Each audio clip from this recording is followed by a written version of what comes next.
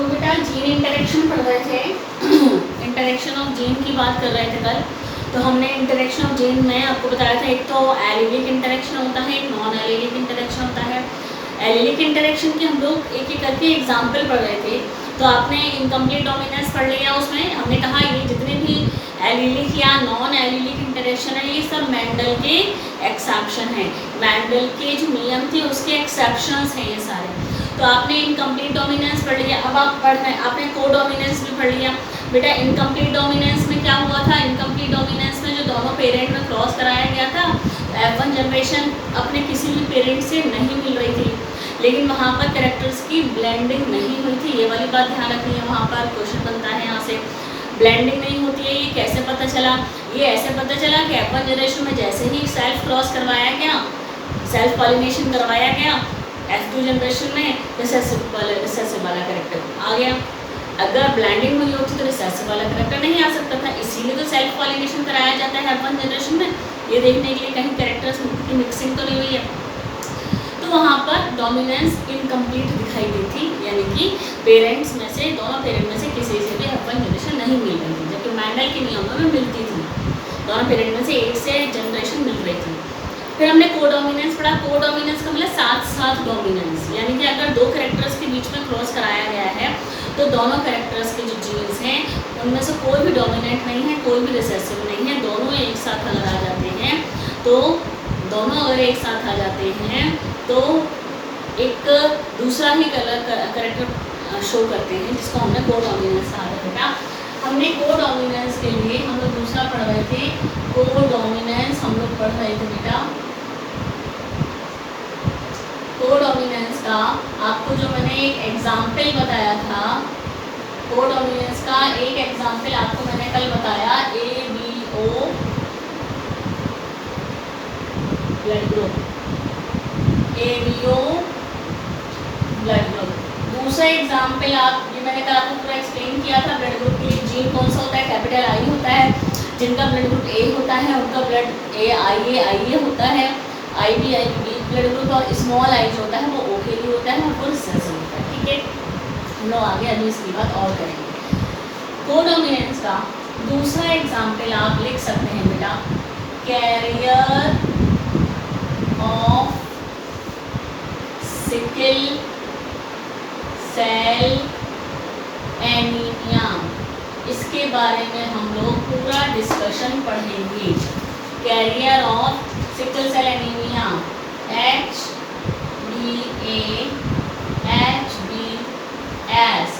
बेटा HB क्या है, हीमोग्लोबिन। एनीमिया आप लोग जानते हैं, एनीमिया क्या होता है, ब्लड की, खून की कमी जब हो जाती है बॉडी में तो उसको एनीमिया कहा जाता है। जब बॉडी में खून की कमी हो जाती है तो कहा जाता है कि एनीमिया हो गया है, यानी कि हीमोग्लोबिन कम हो गया है। एक बीमारी होती है जो कि जीन म्यूटेशन की वजह से होती है। एक जीन में म्यूटेशन, पॉइंट म्यूटेशन होता है, पॉइंट म्यूटेशन, एक जगह पर डीएनए का बेस चेंज हो जाता है, पॉइंट म्यूटेशन की वजह से एक बीमारी होती है जिसको कहते हैं सिकल सेल एनीमिया, जिसमें आरबीसी का जो शेप है वो चेंज हो जाता है, जिसकी वजह से उसमें हीमोग्लोबिन नहीं रह पाता है और एनीमिया हो जाता है। उस बीमारी को कहते हैं सिकल सेल एनीमिया। हम लोग इस बीमारी के बारे में अभी आगे और पढ़ेंगे बेटा। अभी आपको सिर्फ इतना समझना है कि कोडोमिनेंस के दो एग्जाम्पल्स हो सकते हैं, ABO ब्लड ग्रुप जो आपको मैंने बता दिया, दूसरा carrier of sickle cell anaemia. Carrier का मतलब होता है कि वो पेशेंट, कैरियर का मतलब होता है वो जो कि बीमारी को आगे की जनरेशन में लेके जाएगा। कैरियर का मतलब वो इंसान जो आगे की जनरेशन में डिजीज़ के जीन को पहुंचाएगा। HbA नॉर्मल वाला जीन है, HbS, S मतलब सिकल सेल एनीमिया, तो ये कैरियर कहलाता है। HbA नॉर्मल वाला और सिकल सेल, अगर यहाँ भी S होता ना, एक ही जगह पर S होता तो ये कैरियर नहीं होता, ये खुद ही पेशेंट हो जाता, इसको खुद ही सिकल सेल एनीमिया हो जाता। अब ये इस तरीके का इंसान जिसके अंदर HbA और HbS हैं क्रोमोसोम पर, उसमें ये पेशेंट नहीं होता है, इसको सिकल सेल एनीमिया नहीं है, लेकिन ये आगे की जनरेशन में पहुंचाएगा, उसको कहते हैं कैरियर, है ना। एक तो होता है कि किसी इंसान को बीमारी है, लेकिन एक होता है कैरियर, जिसको बीमारी नहीं है लेकिन वो आगे की जनरेशन में पहुंचाएगा। क्यों? क्योंकि उसके क्रोमोसोम में वो जीन प्रेजेंट है। क्रोमोसोम में वो जीन प्रेजेंट है जो कि आगे की जनरेशन में जाएगा, लेकिन उसको खुद को बीमारी नहीं होगी। हम लोग धीरे धीरे इसको आगे बढ़ेंगे। तो हमने कोडोमिनेंस की दो एग्जाम्पल पढ़े, एबी ब्लड ग्रुप और carrier of sickle cell anaemia HbA HbS। अब हम लोग बेटा तीसरा पढ़ने जा रहे हैं, multiple alleles. Multiple alleles, multiple alleles यानी एक जीन, आपको मालूम है एक जीन के पास दो एलील होते हैं, लेकिन जब एक जीन के पास दो से ज्यादा एलील हैं, दो से ज्यादा एलील, एक जीन के पास नॉर्मली हम जानते हैं एक जीन के पास दो एलील होते हैं। हाइट का जीन है उसके पास कैपिटल टी और स्मॉल टी दो एलील हैं, लेकिन जब एक जीन के पास दो से ज़्यादा एलील होते हैं तो उसको कहते हैं मल्टीपल एलील्स। इसका जो एग्जाम्पल है, मल्टीपल एलील का जो एग्जाम्पल है वो भी एबीओ ब्लड ग्रुप है। मल्टीपल जीन का एग्जाम्पल भी एबीओ ब्लड ग्रुप है, ठीक है। मल्टीपल एलील का एग्जाम्पल भी एबीओ ब्लड ग्रुप ही है। आपको मैं मल्टीपल एलील का एक एग्जाम्पल और बताऊंगी बेटा। मल्टीपल एलील का एक example coat colour and rabbits, एक एग्जाम्पल ये याद रखिएगा, और दूसरा एग्जाम्पल कोट या स्किन कलर इन रैबिट। खरगोश की स्किन का कलर ब्राउन होगा या वाइट होगा? खरगोश की स्किन का कलर, खरगोश की स्किन का कलर ब्राउन होगा या वाइट होगा, ठीक है। अब बेटा मैं आपको ये बताऊं कि मल्टीपल एलील जो होता है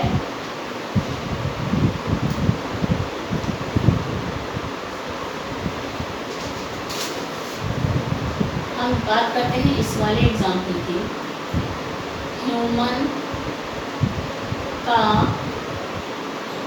ब्लड ग्रुप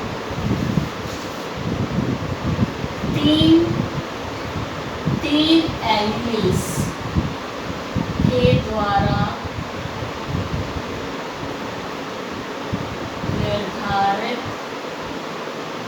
तीन एलील्स के द्वारा निर्धारित होता है। वो तीन एलील कौन से हैं? आई ए, आई बी और तीन एलील। तो देखिए ह्यूमन ब्लड ग्रुप एक कैरेक्टर है, एक कैरेक्टर बहुत सारे एलील, यानी एक जीन बहुत सारे एलील। मल्टीपल एलील का जो जीन होता है, देखिए बता देते हैं,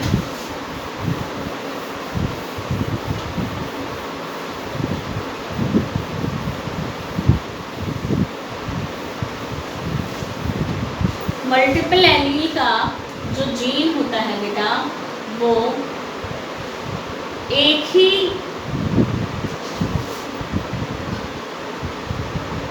मल्टीपल एलील्स एक लोकस पर उपस्थित होते हैं।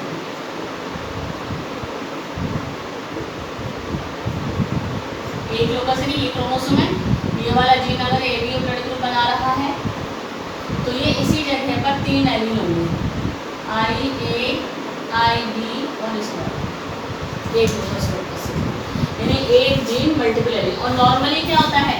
एक जीन और दो एलील, कैपिटल टी और स्मॉल टी। नॉर्मल तो ये होता है, ये हुआ मल्टीपल एलील। मल्टीपल एलील के दो एग्जाम्पल याद रखिएगा, कोट कलर या स्किन कलर इन रैबिट और एबीओ ब्लड ग्रुप। अब यहाँ से क्वेश्चन जो पूछा जाता है बेटा, समझ में आ रही है ना बात? मल्टीपल एलील, नाम से सारी चीज़ें समझ में आ रही हैं। मल्टीपल एलील्स का मतलब है एक से ज़्यादा एलील, मल्टीपल बहुत सारे एलील। नॉर्मली एक जीन के पास दो एलील होते हैं, लेकिन अगर एक जीन के पास दो से ज़्यादा एलील हैं, जैसे कि ब्लड ग्रुप का है ब्लड ग्रुप वाला करेक्टर है, उसके पास 3 एलील हैं, नॉर्मली तो 2 ही होते हैं लेकिन इसके पास 3 एलील हैं, IA, IB और I स्मॉल आई। तो क्वेश्चन ये पूछा जाता है मल्टीपल एलील में नंबर ऑफ फिनोटाइप पॉसिबल कितने बनेंगे, नंबर ऑफ, ऐसे लिख लीजिए, पॉसिबल फिनोटाइप की संख्या कैसे निकालेंगे, n+1।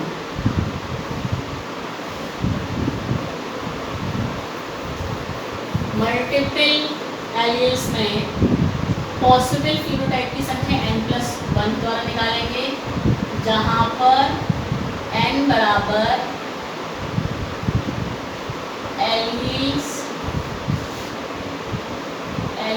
की संख्या। जैसे एक उदाहरण ले लेते हैं, ब्लड ग्रुप के पास 3 एलील हैं। हमने कहा ब्लड ग्रुप के पॉसिबल फिनोटाइप बताओ, ब्लड ग्रुप के पॉसिबल फिनोटाइप बताओ, तो आपने n की जगह पर रख दिया 3, क्योंकि 3 एलील हैं ब्लड ग्रुप के पास, 3+1, तो ब्लड ग्रुप के जो पॉसिबल फिनोटाइप बनेंगे वो 3 और 1 4 पॉसिबल फिनोटाइप बनेंगे। कौन कौन से 4 पॉसिबल फिनोटाइप, कौन कौन से 4 पॉसिबल फिनोटाइप बनेंगे? एक तो बनेगा IA, एक बनेगा IB, एक बनेगा IA, IB और एक बनेगा स्मॉल i और स्मॉल i। ये हो गया A ब्लड ग्रुप, ये हो गया B ब्लड ग्रुप, ये हो गया AB ब्लड ग्रुप और ये हो गया O ब्लड ग्रुप। ये हो गया पॉसिबल फिनोटाइप। यानी मल्टीपल एलील में बेटा ऐसा क्वेश्चन बन के आएगा कि आपको ये पूछा जाएगा, मल्टीपल एलील में आपको याद, मल्टीपल एलील नहीं 2 से ज़्यादा एलील, तो आपको ये पूछा जाएगा कि बेटा इस वाले कैरेक्टर के पास में इतने एलील हैं, बताओ कितने फिनोटाइप बनेंगे। तो आप n+1 करके इसको निकाल देंगे बेटा, इस फॉर्मूले से आपने निकाल दिया, ठीक है। जैसे कि मैं आपको एक और बता दूँ बेटा, ये हटा के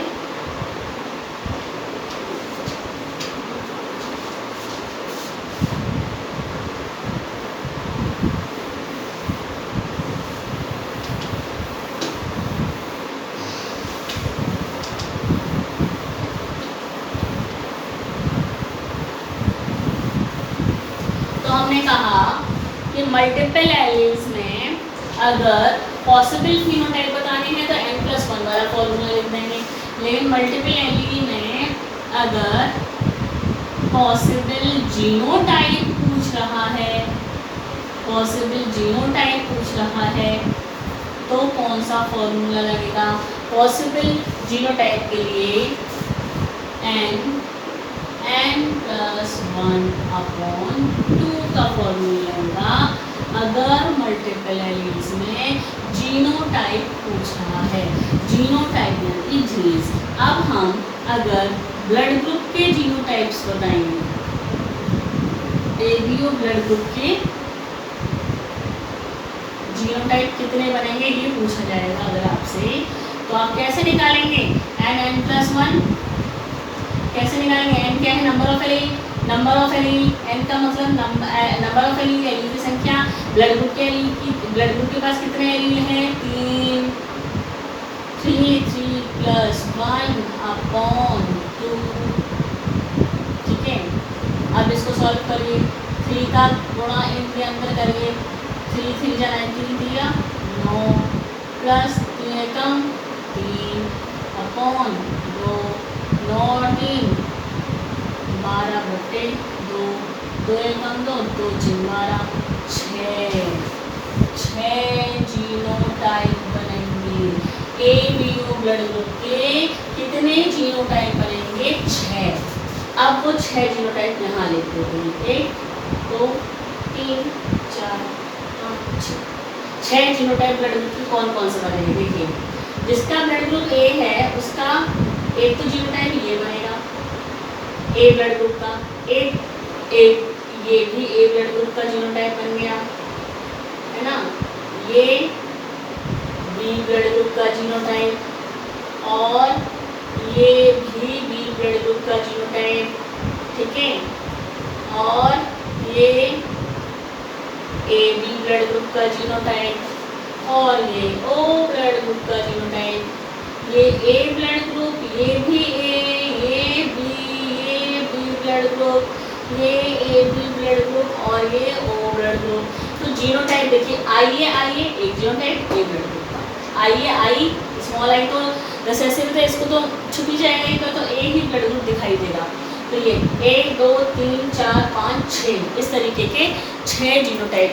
क्वेश्चन ऐसा ही बनता है कि ब्लड ग्रुप के पास कितने एलील हैं, A B blood group, human में जो ब्लड ग्रुप होता है उसके पास कितने एलील होते हैं। तो हमें मालूम है ह्यूमन के ब्लड ग्रुप के पास 3 एलील होते हैं। फिर क्वेश्चन पूछा जाएगा ह्यूमन के ब्लड ग्रुप के पास कितने एलील होते हैं, उसके पॉसिबल फिनोटाइप की संख्या बताइए। पॉसिबल फिनोटाइप यानी कितने फिनोटाइप दिखाई दे सकते हैं। आप फटाफट से फॉर्मूला लगाएंगे n+1, आप जितने एलील होंगे उसका नंबर एक निकाल देंगे। ये ऑब्जेक्टिव क्वेश्चन में पूछे जाते हैं बेटा, नीट में पूछे जाते हैं। पॉसिबल जीनोटाइप अगर मल्टीपल एलील का पूछा जाएगा तो अब n+1/2 कर देंगे। ये आपको मैंने अभी किसका बताया, ये आपको मैंने अभी ब्लड ग्रुप का बताया कि अगर इस तरीके से ब्लड ग्रुप के जीनोटाइप पूछ जाते हैं, A B O blood group में कितने जीनोटाइप बनेंगे, आप फॉर्मूला लगा के निकाल देंगे। आपको मैंने अभी मल्टीपल एलील के 2 एग्जाम्पल्स बताए बेटा, मल्टीपल एलील के 2 एग्जाम्पल्स बताए, एक तो A B O blood group और दूसरा coat colour in rabbit, skin का coat colour in rabbit. Rabbit यानी खरगोश में जो कोट कलर होता है उसकी बात करते हैं।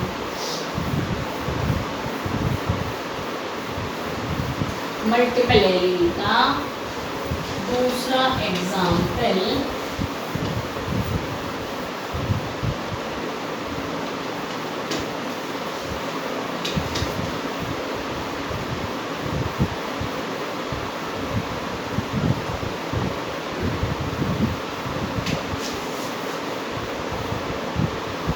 मल्टीपल एलील का दूसरा एग्जाम्पल, मल्टीपल एलील का कोट कलर इन रैबिट। खरगोश में कोट कलर कितने एलील द्वारा निर्धारित होता है, 4 एलील्स द्वारा। तो आपसे पूछा जाएगा कि इसके पॉसिबल फिनोटाइप बताइए। खरगोश में 4 एलील के द्वारा स्किन का कलर निर्धारित होता है, आपको पूछा जाएगा पॉसिबल फिनोटाइप बताइए। तो आप n+1 कर देंगे, यानी कि 4+1, n क्या है, एलील की संख्या, यानी कि 5 फिनोटाइप, 5 तरह की फिनोटाइप बनेंगे। आपसे पूछा जाएगा कि पॉसिबल जीनोटाइप बताइए। पॉसिबल जीनोटाइप खरगोश में स्किन के कलर के लिए, तो आपके पास फॉर्मूला है n+1/2। 4 एलील निर्धारित करते हैं कोट कलर को, तो 4 n की जगह लिख लीजिए, 4+1 के अपॉन 2 कर दीजिए। 4 × 16, 4 × 4 2, ठीक है, 16 और 4 20, 20/2 10 जीनोटाइप होंगे। ऐसे निकालते हैं आंसर, ऐसे आंसर निकालते हैं। तो ये हमने पढ़ा मल्टीपल एलील, क्या पढ़ा, मल्टीपल एलील। याद रखिएगा बेटा मल्टीपल एलील को। अब मैं जरा आपको कुछ एनसीईआरटी से बताना चाह रही हूँ, बहुत ही इम्पोर्टेंट है, जो आपको मैं पहले ही बता चुकी हूँ बेटा। आपको मैं ये चीज़ पहले ही बता चुकी हूँ, बस मैं एनसीईआरटी में बता रही हूँ, वो चीज़ कहाँ लिखी है। ध्यान करिए, आपको मैंने स्टार्टिंग में ये बताया था कि जो करेक्टर होता है कोई भी, उनमें से ए मेंडल के अकॉर्डिंग एक करेक्टर डोमिनेंट होता है और एक रिसेसिव। तो हमने बात की थी आखिर डोमिनेंट और रिसेसिव बने कैसे। जैसे कि क्रोमोसोम है, क्रोमोसोम पर ये जीन है ना, ये डीएनए है, सपोज डीएनए तो है, हमने कहा डीएनए कॉपी बनाता है, तो ये वाला जो जीन है ये थोड़ा सा अलग हो गया, डिफरेंट हो गया, तो जो पहले से उपस्थित जीन था वो बहुत अच्छा एंजाइम बना रहा था, तो उसको तो कह दिया डोमिनेंट। और दूसरा इस डीएनए की कॉपी करने के बाद जो यहाँ पर जीन बनाया है, ये वाला जीन बना, तो ये कहलाएगा क्या, ये अच्छा एंजाइम नहीं बना रहा है, यानी कि ये रूपांतरित हो गया, मॉडिफाई हो गया, इसका मॉडिफिकेशन हो गया ये, तो ये ज़्यादा अच्छा एंजाइम नहीं बना रहा है, यानी कि ज़्यादा अच्छा करैक्टर ये नहीं दिखाएगा, तो इसको कहते हैं रिसेसिव। सारी की सारी बात बेटा डीएनए के प्रोटीन बनाने पर है। आपको मालूम है पहले बताया कोई भी कैरेक्टर है तो कैरेक्टर या ट्रेट को आपको क्या समझना है कि ये प्रोटीन है। कोई भी ट्रेट क्या है, प्रोटीन है। ट्रेट मतलब प्रोटीन। डीएनए का काम ही है प्रोटीन को बनाना। कोई भी कैरेक्टर है तो वो प्रोटीन बना रहा है डीएनए, तभी है वो कैरेक्टर। अगर वो प्रोटीन बनना बंद हो जाएगा, यानी कि डीएनए वो प्रोटीन बनाना बंद कर रहा है, इसका मतलब डीएनए में कुछ ना कुछ गड़बड़ हुई है। गड़बड़ यानी म्यूटेशन। तो गड़बड़ यानी म्यूटेशन, तो गड़बड़ हुई यानी रूपांतरित हो गया वो जीन। गड़बड़ हुई यानी रूपांतरित हो गया जीन, जिसको कहा म्यूटेशन। म्यूटेशन के बाद जो जीन बनता है वो रिसेसिव एलील कहलाता है। इस तरीके से डोमिनेंट और रिसेसिव बनते हैं। चलिए हमने ये पेज नंबर 73 है शायद, पेज नंबर 76 है बेटा। पेज नंबर 76 पर देखिए इनकम्प्लीट डोमिनेंस, मैंने आपको इससे बताया था। मैं ज़रा आपको ये explanation of the concept of dominance ये पढ़ा रही हूँ, ध्यान से सुनिएगा और फिर अपने आप पढ़िएगा। व्हाट एग्जैक्टली इज डोमिनेंस, ये पूछ रहे हैं वास्तव में डोमिनेंस का मतलब है क्या। Why are some alleles dominant and some recessive, ये पूछ रहे हैं कि क्यों डोमिनेंस का मतलब है क्या, आखिरकार डोमिनेंस है क्या। और इन्होंने कहा कि why are some alleles dominant, कुछ एलील डोमिनेंट होते हैं कुछ रिसेसिव होते हैं, ऐसा क्यों। To tackle these questions we must understand what a gene does. इस क्वेश्चन के आंसर के लिए कि आखिरकार एलील डोमिनेंट और रिसेसिव एलील हैं क्या, और आखिरकार ये एलील है क्या, आखिरकार डोमिनेंस क्या है, इस क्वेश्चन के आंसर के लिए हमें कुछ चीज़ को समझना होगा। हमें ये समझना होगा कि आखिरकार जीन करता क्या है। अगर हम ये समझना चाहते हैं कि डोमिनेंस क्या है, और हम ये समझना चाहते हैं कि आखिरकार डोमिनेंट एलील और रिसेसिव एलील का मतलब क्या है, कोई भी एलील डोमिनेंट क्यों होता है, कोई भी एलील रिसेसिव क्यों होता है, अगर हम इसको समझना चाहते हैं तो हमें ये समझना पड़ेगा कि जीन काम क्या करता है। जीन यानी डीएनए, हमें ये समझना होगा कि आखिरकार जीन काम क्या करता है। तो आप जीन को हमेशा याद रखिएगा, जीन यानी डीएनए। डीएनए क्या काम करता है मालूम है आपको, प्रोटीन बनाता है, यानी कि एंजाइम बनाता है। प्रोटीन और एंजाइम एक ही बात है, ठीक है। Every gene, as you know by now, contains the information to express a particular trait. एक लाइन में ये लिखा है, ये लाइन कह रही है कि आपको ये मालूम है कि जीन के पास इंफॉर्मेशन होती है, यानी कि जीन के पास सूचनाएं होती हैं। ये बात मैंने आपको पहले भी बताई थी। मैंने कहा था रेसिपी की बुक, हमने स्टार्टिंग में बताया था डीएनए क्या है, एक रेसिपी की बुक है जिसमें सारी इंफॉर्मेशन है कि खाना कैसे बनाना है। तो इंफॉर्मेशन किसके पास है, इंफॉर्मेशन किसके पास है। आपको मैंने एक एग्जांपल बताया था ना, आपको मैंने एक एग्जांपल बताया था, आपको मैंने ये बोला था कि जैसे कि हमने आपको स्टार्टिंग में ये बताया था, वो सारी कहानी जो मैंने पहले सुनाई थी ये इस पैराग्राफ के अंदर है। आपको मैंने स्टार्टिंग में ये बताया था कि आप ऐसे ध्यान रखिए आप ऐसे ध्यान रखिए कि आपके घर में जैसे आपकी दादी थी, तो आपकी दादी पहले खाना बनाती थी, ठीक है। आपकी दादी पहले खाना बनाती थी, तो आपकी दादी जब खाना बनाती थी तो आपके पापा को बहुत अच्छा लगता था। लेकिन आपकी मम्मी जब आ गई घर में, तो आपकी मम्मी ने जब खाना बनाना शुरू करा तो आपकी मम्मी के हाथ का खाना आपके पापा को नहीं अच्छा लगा, ठीक है ना। इसको इस तरीके से समझिए बेटा, आपकी मम्मी के हाथ का खाना आपके पापा को नहीं अच्छा लगा, ठीक है। तो आपकी मम्मी ने आपकी दादी से पूछा कि आखिरकार आप क्या डालती हैं सब्जियों में, ऐसा मुझे आप बताइए, तो मैं उसी तरीके से सब्जी बनाऊँगी जिससे कि सबको पसंद आए। तो आपकी दादी ने कहा कि मेरे पास एक रेसिपी की बुक है। क्या कहा दादी ने क्या कहा, रेसिपी की बुक। दादी ने कहा कि मेरे पास एक रेसिपी की बुक है, रेसिपी की एक किताब है, मेरे पास एक रेसिपी की किताब है। दादी ने कहा मेरे पास एक रेसिपी की किताब है। तो आपकी मम्मी ने कहा कि वो रेसिपी की किताब आप मुझे दे दो, मैं भी वैसे खाना बनाऊंगी। तो रेसिपी की बुक में सब कुछ लिखा था, रेसिपी की बुक में सारी चीज़ें लिखी हुई थी कि ये वाला मसाला हल्दी कब डालनी है, मिर्ची कब डालनी है, खटाई डालनी है कि नहीं, तो सारी चीज़ें लिखी हुई थी, उसी के अकॉर्डिंग बनाना पड़ता है। तो आपकी दादी ने कहा कि मेरे पास रेसिपी की बुक है लेकिन मैं वो रेसिपी की बुक तुमको नहीं दे सकती हूँ, तुम उसकी फ़ोटो कॉपी करवा लो। तो आपकी मम्मी ने वो रेसिपी की बुक की फ़ोटो कॉपी करवा के अपने पास रखी। अब आपकी मम्मी उस रेसिपी की बुक की फ़ोटो कॉपी में से ही देख देख के खाना बनाती थी, तो आपके घर में आपके पापा को वो खाना पसंद आने लग गया। ठीक है, आपकी मम्मी ने आपकी दादी की रेसिपी बुक को लेकर खाना बनाना शुरू करा। रेसिपी की बुक में जैसे जैसे चीज़ें लिखी हुई थी आपकी मम्मी ने वैसे वैसे खाना बनाना शुरू करा। सबको पसंद आने लग गया, सबको पसंद आने लग गया। रेसिपी की बुक में मालूम है फ़ोटो कॉपी करवाई थी रेसिपी की बुक की, तो दादी की बुक की फ़ोटो कॉपी करवाई आपकी मम्मी ने, तो कहीं ना कहीं मिसप्रिंट, कुछ ना कुछ तो चेंज आया होगा रेसिपी की बुक में। दूसरा, आपकी मम्मी भी थोड़ी सी चालाक होंगी, उन्होंने भी मॉडर्न ज़माने के हिसाब से उसमें कहीं कहीं काट कूट के लिख के चाट मसाला डाल दो, अजीनोमोटो डाल दो इसमें, ठीक है। चेंजेस किए किसने? आपकी मम्मी ने। और कुछ चेंजेस कैसे हुए? जब फ़ोटो कॉपी की गई। तो अब आपकी मम्मी की जो बुक थी वो रेसिपी की बुक के अकॉर्डिंग हमको खाना बनने लग गया। थोड़ा बहुत चेंजेस, थोड़ा बहुत चेंज।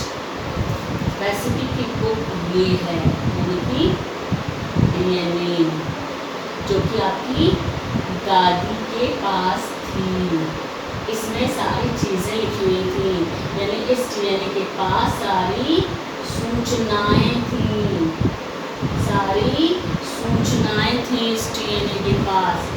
ये है आपका घर, घर यानी सेल, इसके अंदर ये DNA है। इस DNA क्या है? ये रेसिपी की बुक है, इसमें सब कुछ लिखा है कि कैसे क्या बनाना है। आपकी मम्मी ने फ़ोटो कॉपी करवाई, ये फ़ोटो कॉपी करवाई तो थोड़ा चेंज हो गया। ये क्या है? फ़ोटो कॉपी करवाई गई इस DNA को, यानी कि इस रेसिपी की बुक की फ़ोटो कॉपी करवाई गई, थोड़ा सा अंतर आ गया, थोड़ा अंतर आ गया। अब आपकी मम्मी आगे की जनरेशन में जब रेसिपी की बुक रहेगी तो फिर ये फ़ोटो कॉपी करवाई जाएगी, तो फिर इसमें थोड़ा चेंज हो जाएगा।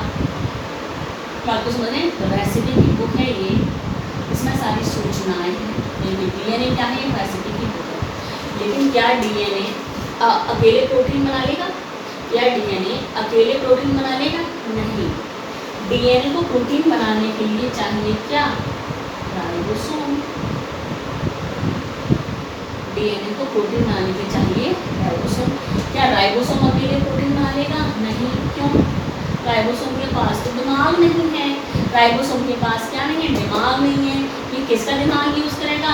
DNA का। आपकी मम्मी हो गई राइबोसोम। मम्मी कौन है? राइबोसोम। मम्मी कौन है? राइबोसोम। मम्मी के पास ये सोचने की क्षमता नहीं है कि खाना कैसे बनाए। क्यों? क्योंकि आपकी मम्मी आपकी दादी की रेसिपी बुक में से खाने को देख देख के बना रहे हैं। तो राइबोसोम अकेला प्रोटीन नहीं बना सकता है। राइबोसोम किसकी सूचनाओं को यूज़ कर रहा है? DNA की सूचनाओं को यूज़ कर रहा है। किस रूप में यूज़ कर रहा है? mRNA के रूप में। DNA अपनी सूचनाओं को mRNA के रूप में भेजता है, तो राइबोसोम के साथ मिलकर ये प्रोटीन को बनाता है। यही प्रोटीन तो है क्या? ट्रेट। यही प्रोटीन तो ट्रेट है। तो ये वाला DNA एक प्रोटीन ये बना रहा है। मम्मी ने जो रेसिपी की बुक छपवाई ये थी, इसके लिए एक अलग राइबोसोम होगा, ये कुछ अलग टाइप का प्रोटीन बनाएगा। तो भाई जो पहले से प्रोटीन था, दादी की बुक ज़्यादा अच्छी थी, दादी की बुक ज़्यादा अच्छी थी। दादी वाला DNA हो गया, दादी वाले DNA का जीन हो गया डोमिनेंट, क्योंकि वो अच्छा प्रोटीन बना रहा था। मम्मी के में थोड़ी सी रेसिपी बुक में थोड़े चेंजेस हो गए फोटो कॉपी कराते में, तो ये हो गया क्या? ये वाला जीन की बात करें, पूरे DNA की बात नहीं करें, जीन की बात करें। एक तो समझो हज़ारों जीन्स होते हैं, हर जीन की एक अलग प्रोटीन बनाता है, ठीक है। ये वाली बात इसमें की है। तो आप रेसिपी की बुक से याद रखिएगा, आप कभी नहीं भूलेंगे।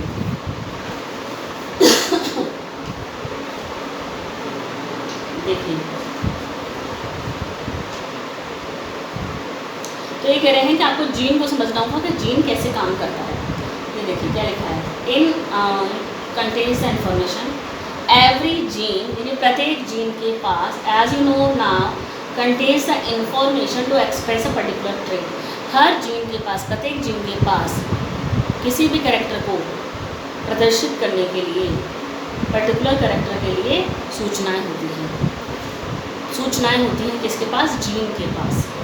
इन a diploid organism there are 2 copies of each gene that is as a pair of allele. ये कह रहे हैं कि कोई डिप्लॉयड ऑर्गेनिज्म, यानी हम लोग तो डिप्लॉयड हैं, इन्होंने कहा कि कोई डिप्लॉयड ऑर्गेनिज्म है, उसके पास एक जीन के पास 2 कॉपी होती है। एक जीन के पास 2 कॉपी, एक जीन के पास 2 कॉपी, एक जीन की 2 कॉपी, एक ये तो मतलब है एक जीन के पास 2 कॉपी होती हैं। किसमें? सभी डिप्लॉयड ऑर्गेनिज्म में। ये कह रहे हैं कि सभी डिप्लॉयड ऑर्गेनिज्म में एक जीन के पास 2 कॉपी होती हैं। ठीक है, these 2 alleles need not always be identical as in a heterozygote। ये कह रहे हैं कि ये दोनों जीन्स की जो कॉपी होती हैं ये दोनों एक दूसरे के समान नहीं होती हैं। ये दोनों कॉपी एक दूसरे के समान नहीं होती। ये कैपिटल टी है तो ये स्मॉल टी है। तो समझे, इन्होंने कहा है एक जीन के पास, डिप्लॉयड ऑर्गेनिज्म में एक जीन के पास 2 कॉपी होती हैं। अब वो दोनों कॉपी एक दूसरे के समान नहीं होती हैं। तो एक समान नहीं है, समान नहीं है इसका मतलब ये है ना, जैसे कि हेट्रोजाइगोट, तो हेट्रोजाइगोट है, मालूम है आपको? यानी हेट्रोजाइगोट में होता है जैसे कि one of them may be different due to some changes that is undergone, about which you read further on and next chapter, which modify the information that particular allele contain। ये कह रहे हैं कि दोनों जो कॉपी होती हैं वो एक समान नहीं होती हैं। one of them may be different, उन दोनों कॉपी में से एक अलग हो सकती है, दोनों में से एक अलग हो सकती है। क्यों? due to some changes that it has undergone which modify the information that particular allele contain। एक मॉडिफाई हो गया, इसकी इंफॉर्मेशन इसमें पूरी तरीके से नहीं जा पाएंगे। ये हो गया क्या? मॉडिफाई। जो मॉडिफाई हो गया वो रिसेसिव कहलाया। जो मॉडिफाई हो गया वो रिसेसिव कहलाया। जो मॉडिफाई नहीं हुआ वो डोमिनेंट कहलाया। तो समझे, जो रूपांतरित हो गया वो रिसेसिव कहलाया, जो रूपांतरित नहीं हुआ वो डोमिनेंट कहलाया। ये कह रहे हैं आगे। Let's take example of a gene that contains the information for producing an enzyme. उन्होंने एक एग्जांपल लेते हैं जिसमें एक जीन कोई एंजाइम बना रहा है। Now there are 2 copies of this gene the 2 allelic form. इन्होंने कहा कि वो जीन जो कोई एंजाइम बना रहा है उसकी 2 कॉपी बनाई गई। Let's assume that the normal allele produce a normal enzyme that is needed for the transformation of a substrate S। substrate S का मतलब इन्होंने कहा कि जो नॉर्मल वाला जीन था, ये नॉर्मल एंजाइम बना रहा था किसी भी सबस्ट्रेट का। कोई सबस्ट्रेट S ले लिया इन्होंने, नॉर्मल एंजाइम बना रहा था ये वाला gene. That is theoretically the modify allele could be responsible for the production of। इन्होंने कहा कि जो मॉडिफाई हो गया है ये एलील था जो मॉडिफाई हो गया, क्यों हुआ? The modify allele could be responsible for the production of. Modify allele था, इसने क्या किया? मॉडिफाई एलील में क्या हुआ होगा? The normal less efficient enzyme. जो मॉडिफाई एलील था, मॉडिफाई जीन था, ये कम क्षमता वाला एंजाइम बनाएगा। जो मॉडिफाई वाला था वो कम क्षमता वाला लेस एफिशिएंट एंजाइम बनाएगा, या अ नॉन फंक्शनल एंजाइम, या एक ऐसा एंजाइम बनेगा जो कोई काम ही नहीं करेगा, जिसका कोई काम ही नहीं होगा, या नो एंजाइम एट ऑल, या कोई एंजाइम बनाएगा ही नहीं, क्योंकि वो तो मॉडिफाई हो गया, रूपांतरित हो गया। आपकी मम्मी ने रेसिपी की बुक की फोटोकॉपी कर दो, फोटोकॉपी तो रूपांतरित हो गई। फोटोकॉपी क्या है? रूपांतरित वाला जीन है। फोटोकॉपी क्या है? रूपांतरित वाला जीन है। तो वो रूपांतरित वाला जीन क्या बिल्कुल आपकी रेसिपी की बुक एग्जैक्टली सेम हो सकती है क्या? नहीं हो सकती। असली वाली से तो बेकार ही होगी। तो जो बेकार नहीं कहना चाहिए, या तो वो कोई, हम आप जीन की बात करते हैं, या तो कोई एंजाइम नहीं बनाएगा या कम क्षमता वाला बनाएगा, तो उसी को रिसेसिव कह दिया जाता है। In the first case the modified allele, देखिए आगे लिखा है in the first case the modified allele is equivalent to the unmodified allele. मैंने कहा कि फर्स्ट वाले केस में जो मॉडिफाइड एलील है वो अनमॉडिफाइड एलील के बराबर है, यानी कि उन दोनों ने ही एंजाइम को बनाने हैं। That is it will produce the same phenotype trait that is result in the transformation of substrate S. Such equivalent allele pairs are very common. इन्हें हाइट का करेक्टर है। But if the alleles produce a non functional enzyme or no enzyme, लेकिन अगर दूसरा वाला जो हमने small T की बात करी है, लेकिन उनका अगर कोई दूसरा वाला एलील जो मॉडिफाई होकर आया है वो कोई एंजाइम ही नहीं बना रहा है, द फिनोटाइप में भी इफेक्टेड, तो फिनोटाइप इफेक्टेड हो जाएगा। The phenotype trait will only be dependent on the functioning of the unmodified allele. और फिनोटाइप हमेशा डिपेंड किस पर करता है, किसी का भी फिनोटाइप किस चीज़ पर डिपेंड करेगा, डोमिनेंट एलील पर। किसी का भी फिनोटाइप किस पर डिपेंड करेगा, अनमॉडिफाइड एलील पर, जिसका भी मॉडिफिकेशन नहीं हुआ है, नॉर्मल वाले एलील पर ही फिनोटाइप डिपेंड करता है। क्योंकि अब नॉर्मल में डोमिनेंट वाला अगर होगा तो रिसेसिव दिखाई ही नहीं देगा, तो फिनोटाइप डोमिनेंट एलील पर ही डिपेंड करेगा। The unmodified allele which represent the original phenotype is dominant allele and the modified allele is generally recessive. जो मॉडिफाई है वो रिसेसिव, जो अनमॉडिफाइड है, जो रूपांतरित नहीं हुआ है, वो dominant. Hence in the example above the recessive trait is same due to non functional enzyme और because no enzyme is produced. इसका मतलब उन्होंने कहा कि रिसेसिव एलील कब बनता है, रिसेसिव एलील तब बनता है जब नॉर्मल वाले जीन की फोटोकॉपी, यानी कि नॉर्मल वाला जीन अपनी कॉपी बनाता है और कॉपी बनाने में कुछ मिसप्रिंट हो जाता है या म्यूटेशन हो जाता है, तो जो नया जीन बना है, अब जो नया जीन बना है रूपांतरित होके, वो या तो कोई एंजाइम नहीं बना रहा या नॉन फंक्शनल वाला एंजाइम बना रहा है, जिसको कह दिया गया क्या, रिसेसिव एलील। जिसको क्या कह दिया गया बेटा, रिसेसिव, उसको कह दिया गया रिसेसिव एलील। ठीक है, ये हमने आज पढ़ लिया मल्टीपल एलील्स। उससे बहुत ही इंपॉर्टेंट चीज़, बहुत क्वेश्चन बनते हैं बेटा। अभी मैं आपको कोडोमिनेंस के भी कुछ नेक्स्ट लेक्चर में आपको मैं कोडोमिनेंस के कुछ क्वेश्चन सॉल्व करवाऊंगी बेटा, क्योंकि ये भी ब्लड ग्रुप से रिलेटेड क्वेश्चन आते हैं। ठीक है, उसके बाद ही